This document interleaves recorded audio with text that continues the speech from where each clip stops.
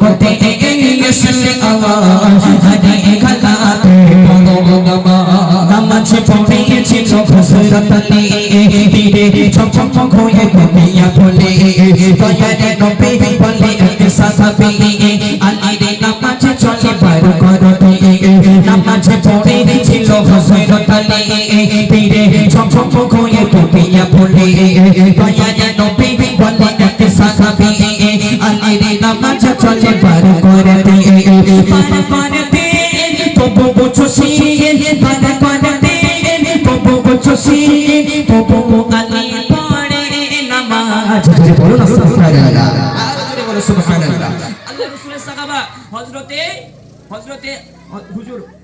আলী হুজুর নামাজ কেমন ভাবে পড়েছিল মন দিয়ে শুনতে হবে একদিন যুদ্ধের ময়দানে চলে বাবা তোমরা বসো একটুখানি দাঁড়িয়ে আছো কেন বসে বসে গজল শোনো পিছনে যারা বসে আছে তাদের অসুবিধা হচ্ছে বসে বসে গজল শোনো হযরত আলী হুজুর একদিন চলে গেলেন যুদ্ধের ময়দানে যুদ্ধ করতে এমন অবস্থায় কাফেররা বেদিনরা একটা তীর নিক্ষেপ করলো যুদ্ধের ময়দানে তীর ছোড়াছুড়ি হচ্ছে হযরত আলীর দিকে একটা তীর ছোড়া হলো তীরটা পিছন দিক থেকে ঢুকলো সামনে দিক থেকে হাফ বার হয়ে রয়েছে পিছন দিক থেকে হাফ বার হয়ে রয়েছে তীরটা মিডল পজিশনে আছে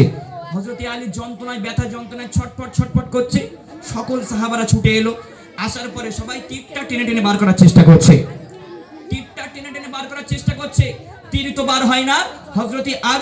হযরত আলী কষ্ট থেকে আরো চিৎকার করছে আরো মানে তাপড়াচ্ছে মাটিতে আল্লাহ রাসূল ছুটে এলো আল্লাহ রাসূল মানে সাহাবাদের বারণ করলো না তোমরা তীরটা টেনো না ডাকলো হযরত বিলালকে বিলাল চলে যাও মসজিদের মিনারের উপরে ওখানে গিয়ে তুমি আজান দেবে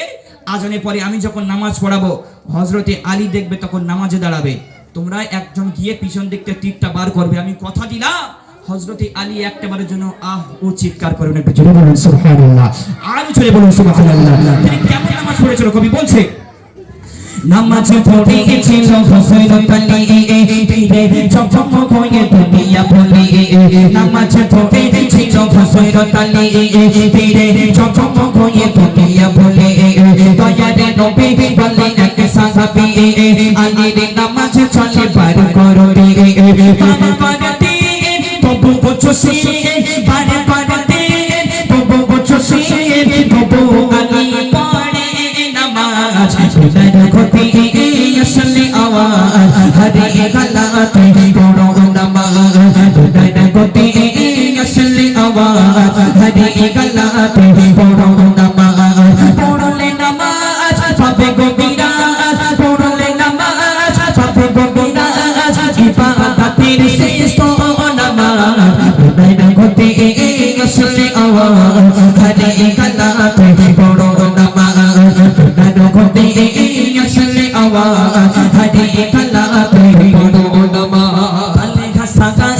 কালে ঘাসা গাবি পড়ো তো সালাত সবার আগে শেষ করে ইবাদত দয়ারে নবী বলে ডাকিয়া তারে সবার আগে কেন যাও গো ঘরে রাসূল সাল্লাল্লাহু আলাইহি ওয়াসাল্লামের আরো একটা মস্ত বড় সাহাবা তিনি প্রতিদিন নামাজ পড়তেন প্রতি রাকাতে 5 ওয়াক্ত নামাজ পড়তেন তিনি যখন নামাজ পড়তে আসতেন সবার আগে নামাজ পড়তে আসতেন নামাজ পড়া হয়ে গেলে সবার আগে আমরা নামাজে পড়া আবার দোয়া করি না একটা আবু তালহা কোনোদিন দোয়া করতো না নামাজ পড়তো দোয়া করতো না সোজা বাড়িতে চলে যেত সবার আগে ছুটে ছুটে বাড়ি চলে যেত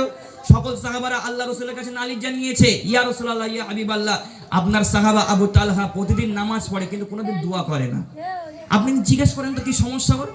আপনি জিজ্ঞাসা করেন আবু তালহা তার পরের দিন যখন নামাজ পড়তে এলো আল্লাহ রাসূল তালহাকে ডাকলেন বিনয়ের সঙ্গে তালহা এদিকে আসো তুমি বলো তুমি নাকি প্রতিদিন নামাজ পড়ো কিন্তু দোয়া করো না সমস্যাটা কি তোমার প্রবলেমটা কি আমার সঙ্গে বলো আল্লাহ রাসূলকে তখন কি বলেছিলেন জানেন একটু মনোযোগ দিয়ে শুনবেন অতি মূল্যবান কথা কবি বলছে তালে ঘাসা গাবি পড়ো তো সালাত সবার আগে শেষ করে ইবাদত দয়ারে নবী বলে ডাকিয়া তারে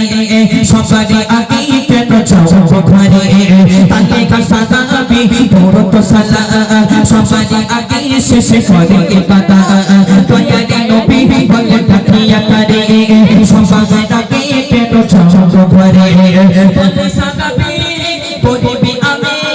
বলে সাগাবি পড়বি আমি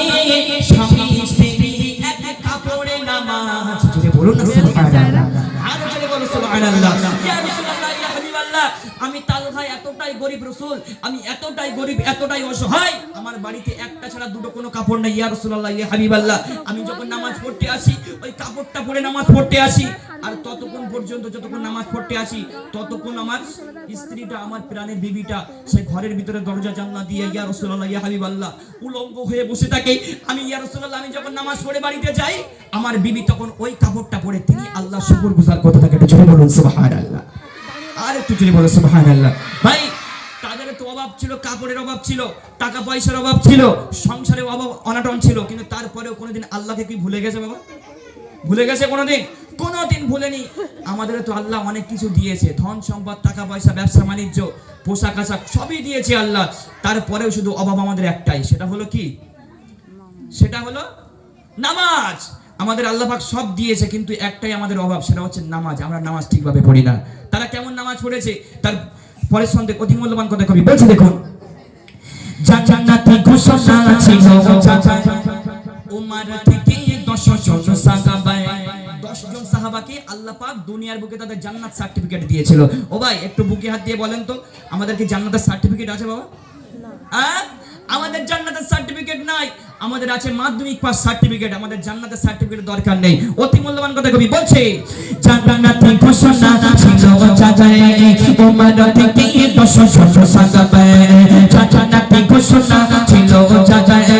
উমর থেকে 10 জন সাহাবায়ে,